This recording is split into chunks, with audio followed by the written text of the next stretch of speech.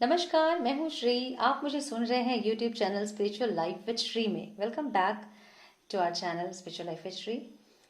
Guys, I hope कि आप सब अपना ख्याल रख रहे होंगे, मस्त होंगे, स्वस्थ होंगे। एंड मुझे इस तरह से ऑडियो में ही सुनने की आपको अब आदत हो गई होगी, है ना? I am extremely sorry again कि मैं फिर से ऑडियो रिकॉर्ड कर रही हूँ, बिकॉज मुझे बहुत सारे काम और हैं, तो मैं टाइम मैनेज नहीं कर पा रही हूँ और मुझे नहीं लगता कि हमें टाइम वेस्ट करना चाहिए। तो इस तरह से आपको मेरी बात समझ में आती है तो मैं इस तरह से ही वीडियो बना रही हूँ, ठीक है। एंड आई होप कि आपको अभी तक आप हैबिचुएटेड हो गए होंगे मुझे इस तरह से सुनने के लिए, है ना? सो बढ़ते हैं आज के टॉपिक की तरफ। तो इस वीडियो में हम बात करेंगे कि आपके डिवाइन काउंटर पार्ट रीयूनियन के बाद फिर से क्यों रन करने लगते हैं, ठीक है। क्या होता है कि आप अपने ट्विन फ्लेम से मिलते हो, बबल फेज हो जाता है सब। मैं इनिशियल स्टेज से बात कर रही हूँ, ठीक है। जब स्टार्ट जब होता है आपका, तब आपको समझ में आएगी चीज़ें। आप फिर आप बबल फेज खत्म हो जाती है, फिर आप सेपरेट हो जाते हो, फिर सेपरेशन के बाद आपको अचानक से ये पता चलता है कि आप किसी स्पिरिचुअल जर्नी में हो। फिर आपको इनर वर्क के बारे में कहीं कहीं से पता चलता है, फिर आप इनर वर्क पे फोकस करते हो पूरा, क्योंकि इनर वर्क से आपको लगता है कि आपका रियूनियन होगा। अब आप इनर वर्क करते हो ताकि आपके पार्टनर वापस आ जाए। तो ये इनिशियल स्टेज में जब आपको पता चलता है जर्नी के बारे में और आप 1 2 3 मंथ्स इनर वर्क करते हो और आपका रियूनियन हो भी जाता है ना। और फिर आपको लगता है कि बस इतना ही है सब कुछ, अब सब कुछ ठीक है, क्योंकि अब आपके पार्टनर भी वापस आ गए हैं, डिवाइन काउंटर पार्ट आपके वापस आ गए हैं। कुछ दिन तो सब कुछ ठीक चलता है और जैसे ही कुछ डेज कुछ वीक्स पास होते हैं, अब फिर से अपने पार्टनर के लिए ओवर अवेलेबल रहना स्टार्ट कर देते हो। फिर से वेटिंग वाले जोन में आ जाते हो, कॉल क्यों नहीं आया, मैसेज क्यों नहीं आ रही है। फिर से वो फियर, डाउट, इनसिक्योरिटीज डेवलप होने लगती है आप में और फिर से आप लो वाइब्रेशन में आ जाते हो। आप जो भी इम्प्योरिटीज दबी हुई थी आप में, वो फिर से आपके पार्टनर आपको मिरर करते हैं और फिर से सब कुछ वो सरफेस पे आने लगता है। फिर फाइट, आर्ग्यूमेंट्स, कॉन्फ्लिक्ट शुरू हो जाते हैं और फिर से सेपरेशन आ जाता है। अब आपको ये लगता है कि बस और नहीं, अब मुझे नहीं मानती मैं इस जर्नी को, मुझे नहीं चाहिए मेरे काउंटर पार्ट, मैं नहीं करना मुझे इनर वर्क, है ना। ये सब नेगेटिव थॉट्स आते हैं ना दिमाग में उस टाइम पे। और फिर कुछ दिनों के बाद फिर से आपको वो मैग्नेटिक पुल, वो इंटेंस अर्ज, क्रेव होने लगता है अपने पार्टनर के लिए। फिर से आपको नंबर्स दिखने लगते हैं, फिर से आपको गाइडेंस मिलने लगती है, फिर से आप ड्रीम्स देखना स्टार्ट कर देते हो और फिर से सब कुछ वो साइकिल वो फिर से स्टार्ट हो जाता है।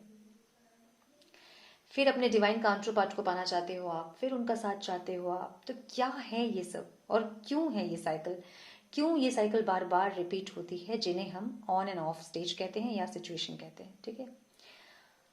तो होता ये है कि आप इनिशियल स्टेज में 1 2 3 मंथ्स जो आप इनर वर्क करते हो, बेसिक इनर वर्क, ठीक है, जिससे कि आप सिर्फ आपके थॉट्स थोड़े से चेंज होते हैं, आप थोड़े से बैलेंस होते हो और आपके काउंटर पार्ट वापस आ जाते हैं।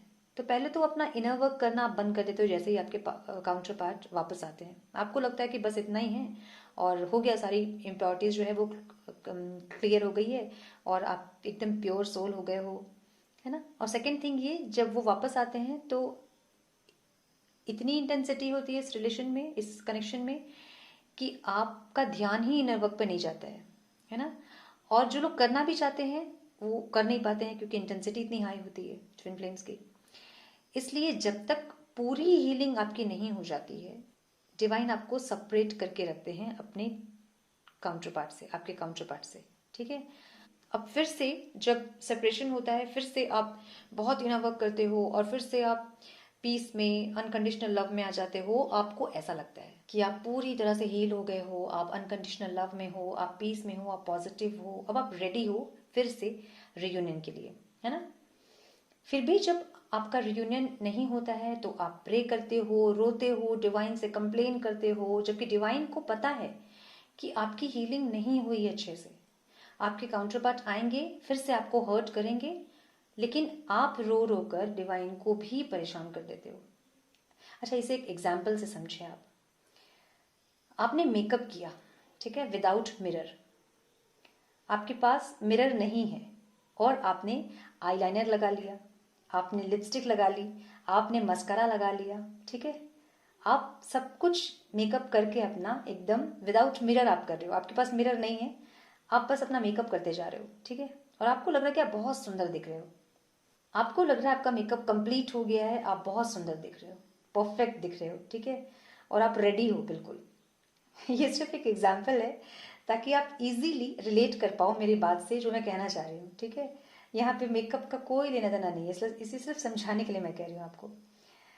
अब आपको लग रहा है कि आप रेडी हो, और डिवाइन को भी आप रो रो कर आपने परेशान करके रखा है कि मैं रेडी हूँ, देखो मैं रेडी हूँ, मैं मेरी पूरी हीलिंग हो गई है। डिवाइन आपको देख रहे हैं कि आप जो है आप रेडी नहीं है, ठीक है। डिवाइन देख रहे हैं कि आपकी मेकअप अच्छी नहीं हुई है, आप किस तरह लग रहे हो उनको पता चल रहा है, वो देख रहे हैं। वो नहीं चाहते हैं कि आपके काउंटर पार्ट आके आपका ये मेकअप देखे और वो डर जाए। ठीक है, ये मैं सिर्फ समझाने के लिए कह रही हूँ, रिलेट कीजिएगा, ठीक है। तो डिवाइन परेशान होके आपके सामने आपके मिरर को लाके खड़ा कर देते कि देखो कि तुमने कैसे मेकअप किया है, ठीक है। तो आपको उस टाइम तो नहीं समझ में आता कि आपने कैसे मेकअप किया, कुछ दिनों के बाद आपको ये रियलाइज होता है कि आपकी जो मेकअप हुई है वो अच्छे से नहीं हुई है, आपको और अच्छे से मेकअप करना है, ठीक है। और आपके डिवाइन काउंटर पार्ट भी जो है आपका मेकअप देके भाग जाते हैं फिर से। यही होता है ना। तो ये देखिए, यहाँ पे मेकअप का कोई लेना देना नहीं है, ठीक है, मैं सिर्फ इसलिए कह रही हूँ ताकि आप रिलेट कर पाए मेरी बात से। तो जो लोग मेल बॉडी में फेमिनाइन एनर्जी है वो जस्ट इमेजिन करें कि जो मैं समझाना चाहती हूँ, जो मैं बोल रही हूँ, और फेमिनिन तो अच्छे से मेरी बात से रिलेट कर पाएंगे, है ना। तो यहाँ मेकअप से मेरा मतलब है इनर वर्क का, आपकी हीलिंग का। आपको लगता है कि आप बैलेंस्ड हो, आप पीस में हो, आप पॉजिटिव हो, आप हाई वाइब्रेशन में हो, इसलिए क्योंकि हीलिंग जब प्रोसेस में होती है तो आप ये सब फील करते हैं, लेकिन जैसे जैसे आप हील करते जाओगे आपको अपनी हीलिंग को और ज़्यादा अपग्रेड करते जाना होगा, ठीक है। जैसे कि सेकेंड या थर्ड टाइम जब सेपरेशन हुआ था तो आप हीलिंग क्यों कर रहे थे, आप क्यों इनर वर्क कर रहे थे, रो रो के आप क्यों प्रेयर कर रहे थे, इसलिए कि आपके जो डिवाइन काउंटर पार्ट है वो वापस आ जाए, आपको बस वो चाहिए था। तो आपकी डिमांड थी, क्योंकि आप इनर वर्क कर रहे हो, ये डिमांड थी आपकी, या एक्सपेक्टेशन थी आपकी कि आपके काउंटर पार्ट वापस आए, एक ग्रीड थी आपकी, एक क्रेव थी आपके पार्टनर को लेके। तो ये सारी चीजें पहले आपको हील करनी होंगी, ठीक है। जब जैसे जैसे आप बढ़ते जा रहे हो स्टेज पे, आपको अपनी हीलिंग को भी अपग्रेड करते जाना होगा, ठीक है। अब हीलिंग, बेसिक हीलिंग जो आप कर रहे थे, आपको अपग्रेड करना होगा। Healing, karma cleansing, ancestors healing, subconscious mind healing, और past life regressions healing, inner child healing, ठीक है। ऐसी बहुत सारी इम्प्योरिटीज आपके अंदर हैं जो आपको आपके काउंटर पार्ट ही मिरर करते हैं। तो ये सारे इम्प्योरिटीज को जब हील करके जब आप प्योर फॉर्म में जब आप ट्रांसफॉर्म होगे, तब आप अपने रियूनियन को क्लेम कर सकते हो, ठीक है। अपने अंदर दोनों एनर्जीज को आपको बैलेंस करना होगा। जब आप इतने हील हो जाओगे कि आप पूरी बैलेंस स्टेट में आ जाओगे, जब आप डिवाइन के सामने नहीं रोगे, पहले आपको डिवाइन से अपनी यूनियन करनी होगी, ठीक है।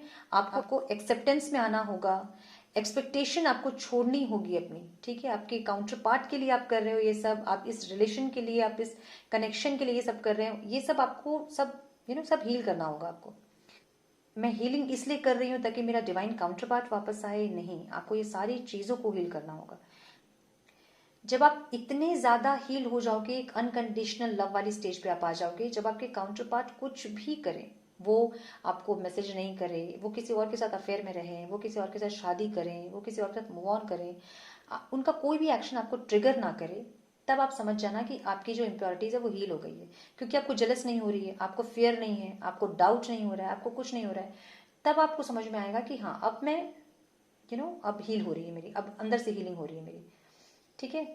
जब आप उनको अलग नहीं समझोगे, जब अपने अंदर आप हार्मनी फील करोगे, आप अपने काउंटर पार्ट को अपने अंदर फील करोगे, जब अपने सोल पर्पस पे आप आ जाओगे, इतनी जब हीलिंग कर लोगे ना आप, तब आप अपने डिवाइन काउंटर पार्ट को या फिर अपने हारमोनियस परमानेंट रियूनियन को क्लेम कर सकते हो। लेकिन इतनी हीलिंग के बाद आपको आपके divine counter part 3D matrix में चाहिए ही नहीं होंगे, और चाहिए होंगे भी आपको तो आप चाहेंगे, देखिए चाह तो होती है ये कि वो साथ रहें, उनका साथ मिले, लेकिन अगर वो साथ वुंडेड हैं और वैसे ही बिहेव कर रहे हैं तो आप नहीं चाहिए होंगे आपको।